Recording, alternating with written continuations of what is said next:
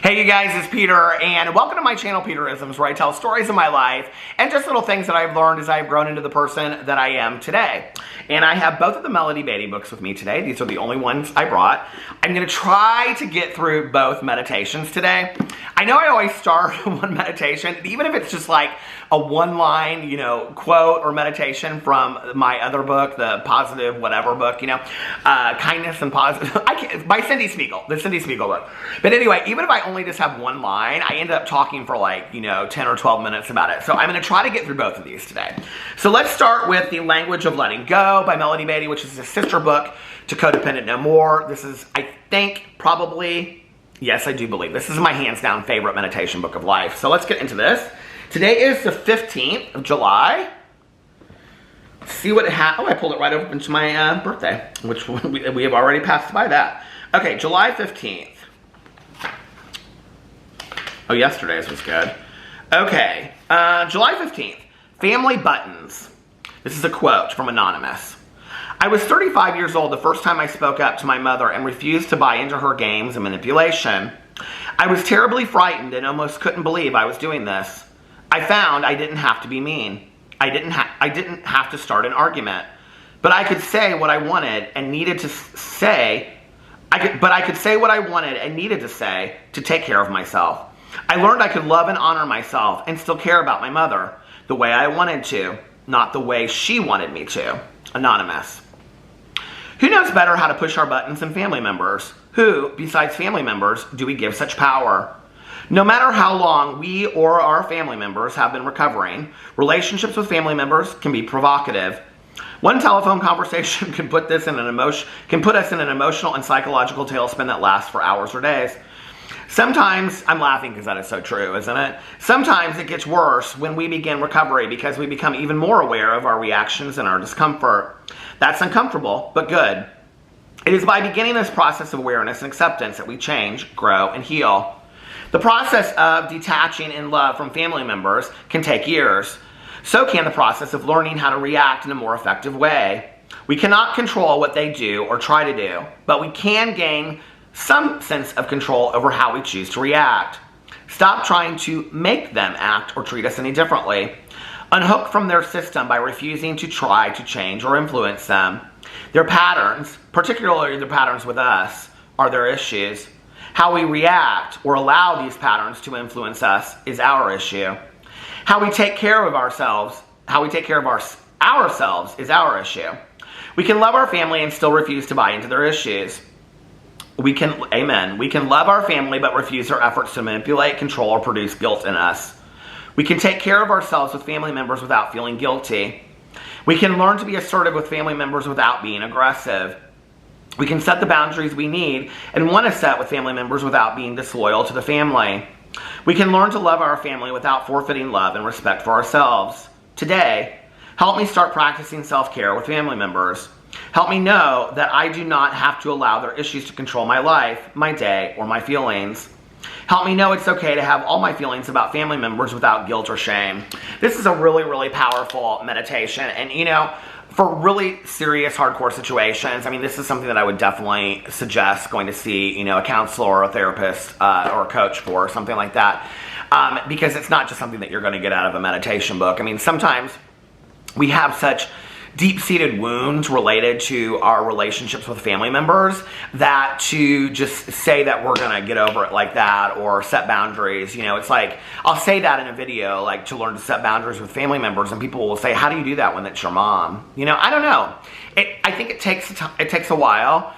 I think first, we have to be able to have a point of centeredness, peace, and serenity in our hearts, so that whatever response we give when we're setting a boundary or a limit is not out of hatred or anger or resentment, right? So we have to be able to check our behavior, which is where it talks about in here, taking care of ourselves. Only then can we set boundaries and limits. Because if we don't have peace and serenity in our heart, and we're not centered to some degree, and centered, not center, when we're not centered, but somewhat peaceful and serene, and go into those situations, we're going to respond in anger at whatever's going to say, right?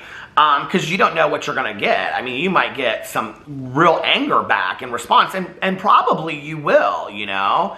My mom so, you know, it's just me and my cousin left on my mom's side of my family, and then my dad and my stepmom. And with my dad and my stepmom, I've really never had any family toxicity. I mean, they're so easygoing that I've never really had that, you know. And with my mom's side of the family, I didn't really either. My mom and my aunt had a lot of it together because they had grown up so close together in age.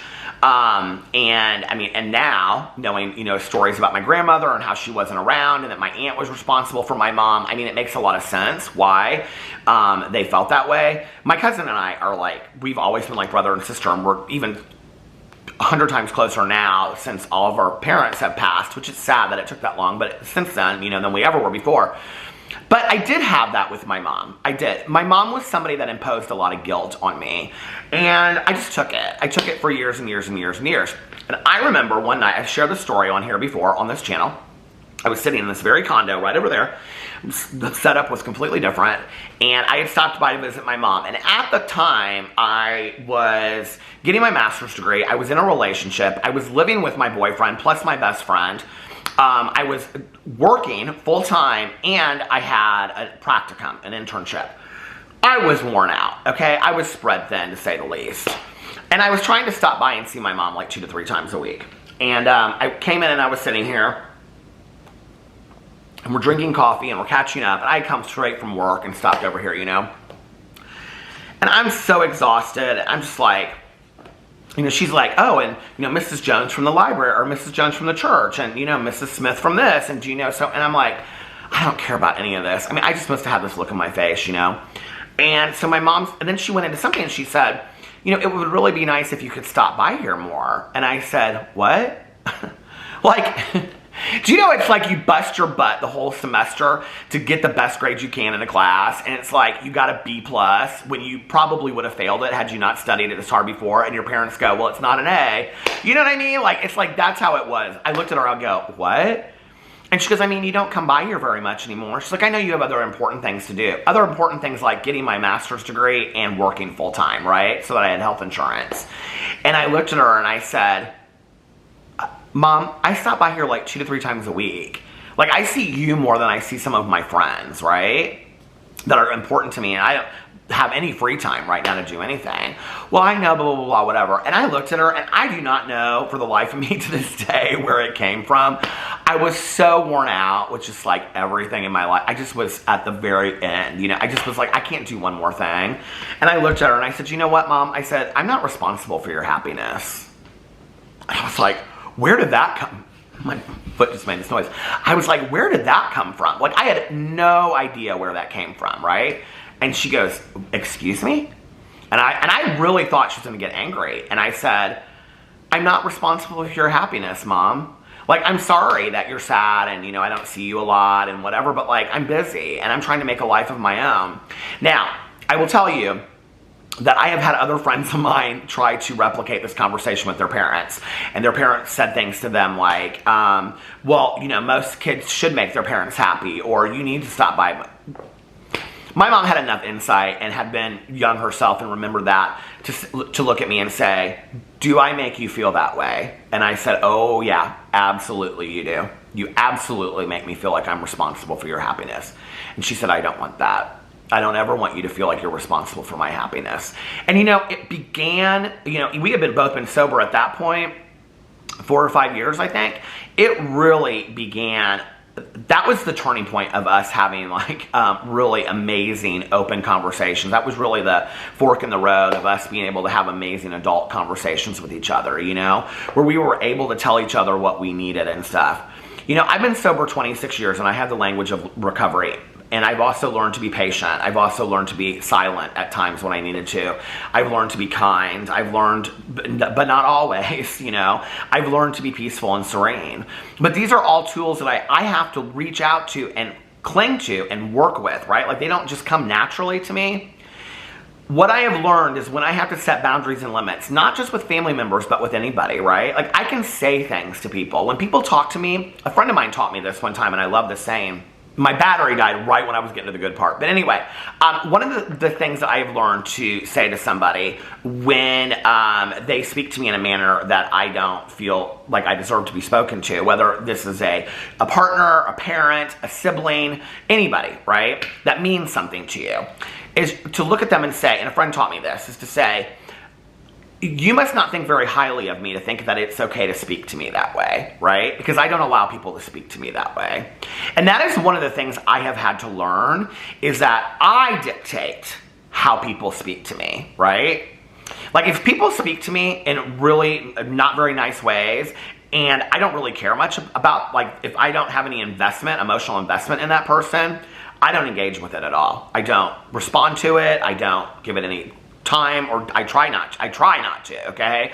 You know, I'm just like, okay, that's how they feel about me. Not everybody has to like me. Not everybody has to like me, and I don't like everybody. You know, I try to, but that's the case. But when it's somebody that, like, that I love or that I care about, and they say something to me that's a little harsh, you know, I'll say, you know, like, that hurts my feelings. I'm very honest with people today, and that's what I've learned about setting boundaries. And when people want to push my buttons, is today I have the ability to tell people how I feel without hurting their feelings, but being honest and being just calm at the same time. Somebody says something to me, or they're trying to push my buttons, and I can say, you know what, like, you must not think very highly of me to think that it's okay to speak to me that way. Or I can say, it hurts my feelings when you say those things to me. So please don't say those things to me in the future. I don't speak to you that way, you know, or what is it you're really trying to say to me? I can ask questions, you know, but I can speak to people calmly today. Do I always? No, I don't. No, I have my moments, you know, that I then have to go back and make amends for, but I try to have less and less of them as time goes. Because I do know that that's a tool that I have today, right? But we don't have to allow people to push our buttons, okay? Today, I know that that's something that I allow in my life. Like, I don't have to allow that, you know? I don't have to spin out of control just because other people are spinning out of control. I can stay over here and just be, you know, okay, spin. You know what I mean? I'm not part of that. That's not about me. I don't have to be in all that. You know what I mean? Other people can spin and whatever, and I don't have to be part of all of that. I can just sit over here and try to be peaceful and serene. It's not healthy for me either, that emotional roller coaster that goes along with it. I don't love. So anyway, that is a great meditation. It's hard. It's so hard, especially when it's family members that you love, because I think to some degree, more than anything, we are seeking validation and love and acceptance from those family members. And so when they just push and they push and they push, it's like, you're pushing me away. You're not pushing my button. You're pushing me away. You're wanting me to not have a relationship with you. You're wanting me to not pick up the phone and call you. You're wanting me to not have to show up to any kind of dinner. You're wanting me to not to come on, you know, Christmas or, you know, Halloween or Thanksgiving or whatever, because I don't want to see you, okay? You're not pushing my buttons. You're pushing me away. Stop pushing me away. And the thing is that most of the time the people that are doing it, they don't even realize that they're doing it. They feel completely justified in what they're saying or doing, right? That's where, again, they need to do their work and we need to do ours, you know? And that's why I talk so much about just cleaning up our side of the street. The world would work a lot better if we each cleaned up our side of the street, wouldn't it? Be a pretty clean street. So anyway, I don't know why that's so funny to me, but it just is. I mean, if everybody just cleaned up their side of the street, there would be no issues. It's just really not that deep, you know what I mean? It's like, I have a friend of mine, I love when he says this. It's like, okay, so we talk about, you know, cleaning house. It's like when we take inventory. This has nothing to do with what I just said, but I love this saying. And that, like, where is God? Like, if you're not taking inventory and cleaning up the wreckage of your past and cleaning up your own house, you know, have you ever heard of, like, your life referred to as your own house? Okay. That, like, where is God in that? God's not around, or your higher power or whatever is probably not around. And my friend always says, why would God want to come and visit a messy house? You know what I mean? But I love that. It's so true, you know? Clean your house and you'll feel more spiritual. That's what they're saying, okay? Clean your house. Clean up the wreckage of your past. Stop hurting people. Take responsibility for your actions. Do better, you know? When we know better, we do better. And then you'll feel more spiritual. You'll feel more cleansed, you know? It's the truth. If we each cleaned up our side of the street, the street would be awfully clean. There would be no messiness, and people would get along a lot more. You know, it's like, I love when people like get introduced to 12-step programs, and like within 6 months when they really get it, like when they really get what a 12-step program is about and the traditions and all this kind of stuff, right? And they're like, wow, and you're fully self-supporting, and there's no government in a 12-step program, and yet you never fight about politics or religion or any of this kind of stuff, and you all get along and you all believe different things. How does that work? If only the world could work this way. Aha. But see, it can. But see, it can. We choose for it not to, right? We choose for it not to. So, all right, let's get into the, oh, I opened it right to the date and everything. Delight in yourself, July 15th. All right. July 15th, delight in yourself. Stop picking on yourself, worrying if you're good enough, wondering what people will see if you let them see your heart. This is what they'll see. That you are a lovable and delightful soul, a beautiful child of God. Be yourself and accept yourself, warts, waistline and all. You don't have to sit up that straight, be that proper, or fear what others may see. Let your imperfections show. Share them. Love yourself anyway. Relax and be who you are. When you do that, your life will be fun and a joyful gift to others. People who comfortably accept who they are, both their flaws and their good points, are healing, delightful, and fun to be around. Look at any work of nature, a canyon, a flower, a bird, a mountain, or a forest trail. A mountain or a forest trail. Where does the perfection begin and imperfection end? It's a combination that makes a perfect scene. So it is with you. Relax, lighten up, let go of shame and fear. The whole picture is perfect and perfectly okay. I love that meditation, and I don't feel like I need to speak on it, so I'm going to end it right there and take tonight and do something that will remind you how much you love yourself. And if you don't, then look in the mirror and say, I love you. Try it. It's hard sometimes. It's hard. And whatever you're going through today, for those of you out there that are struggling, I want you to know it's going to be okay. Things are going to get better, and this too shall pass. I love you guys, and I'll see you tomorrow. Bye.